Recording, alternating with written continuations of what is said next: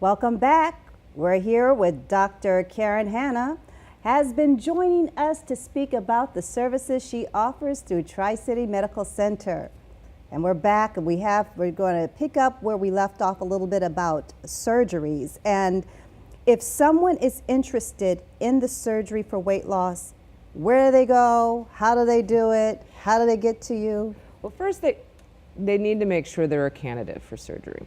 And that goes off of the body mass index we talked about before, BMI. And again, they can do an online search for a BMI calculator and put in their height and their weight.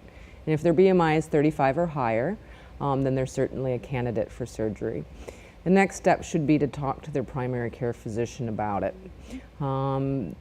Usually they'll need a referral to me. Sometimes they can self-refer, but that depends on their insurance.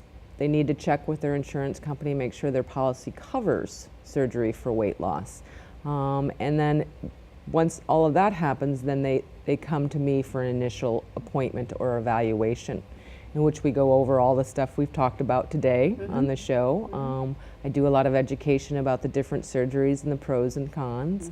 And then we give them a checklist that we help them go through, which is things like getting labs, x-rays, making sure they're up to date with all of their primary care issues, such as being up to date on their pap smears and mammograms.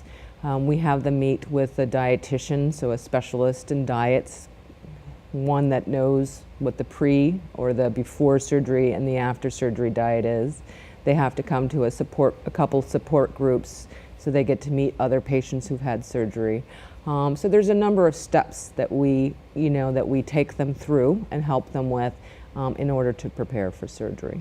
Well, the pros seem to be very, okay, right. I get the pros. What are you said cons. What would be a con to this? Well, obviously we would review what the risks are from surgery, but each of the different surgery types have different advantages and disadvantages. So that the gastric bypass works best for people who have diabetes for a long period of time. The sleeve gastrectomy is slightly less risky than the gastric bypass, so that might be better for somebody who has multiple other medical problems. So we kind of review what the pros and cons of each of the surgeries are in order to make a decision which surgery is best for them. So it's fair to say it really, again, it's a very individual. Yes. And it certainly seems to be a process. And are there special considerations for women in this? Certainly. First of all, the incidence of being unhealthy weight is higher in women than it is for men, although there's an increasing number of men at unhealthy weight. In addition, on top of all the other medical problems associated with obesity, like diabetes, there's a high incidence of infertility in women who are at an unhealthy weight. Being obese can cause polycystic ovary syndrome, so that it becomes very difficult for them to conceive and have a baby. If they do get pregnant, then they're considered a high-risk pregnancy because there's higher risk of preterm labor, higher risk of miscarriage, higher risk of diabetes while pregnant. So there's higher risk to both the baby and the mom. Are there other options for this to surgery, or other options to surgery, the surgeries that you listed? Well, certainly we talked about diet and exercise, and then there's new treatments coming out that are kind of exciting. There's things called a gastric balloon, where we actually put a balloon inside the stomach. There's something else out there where it's a tube that goes in through your abdomen where you can actually pull out some of the food that you eat. But all those are, I know. Surgery to me seems like a much better option. But there are newer treatments coming out and exploring new avenues for weight loss besides diet and exercise and surgery. So going to the balloon one that could you give that to me again? What did you say you do? So basically a deflated balloon is put in the stomach and then it's inflated. So you have a balloon in your stomach, which makes you feel full, and it makes it difficult to eat. So it's kind of a space occupying balloon, and it helps people lose weight. And it's not considered surgery then? No, it's a minor procedure to put it in and a minor procedure to take it out.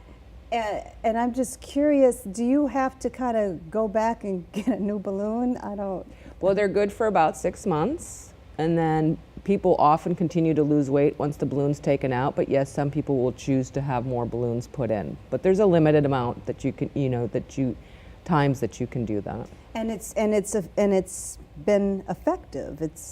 In the early studies, yes, it's been Okay. effective. So, And the other one you mentioned about coming through the abdomen. so there's a minor procedure where they actually put a tube straight into the stomach, and then what they do is shortly after they eat, they pull out some of the stuff that they've eaten. Who pulls it out? Them, the patient, they're taught how to do it. It's a special apparatus. Wow. Yeah.